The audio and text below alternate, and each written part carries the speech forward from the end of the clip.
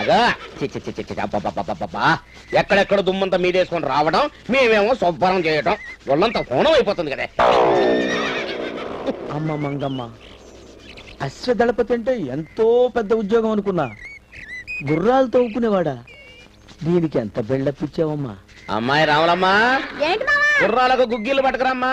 తెస్తున్నా మావా. ఇక మావ గుగ్గిళ్ళు అక్కడ పెట్టమ్మా. నేను దోతేటి మావా.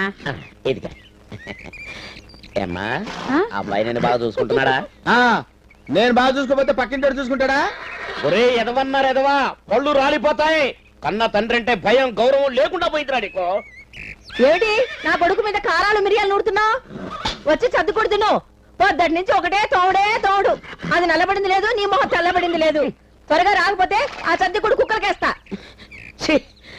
25 క్రితం చేసిన చిన్న తప్పుకి ఇప్పటికీ సూటిపోటి మాటలతో పొడిచి తప్పుతున్నావు కదే. అంటే విషయం మొత్తం టోటల్ ఫ్యామిలీ తెలుసు అనమాట. గొప్ప ఫ్యామిలీ. మరి పంజాబ్ నుండి మీకు ఫోన్ వచ్చింది బాస్. మన వాళ్ళిద్దరు లేపేశారట బాస్. తలకాయలు పంపించమను, ఎవరియో తెలుసుకుందాం.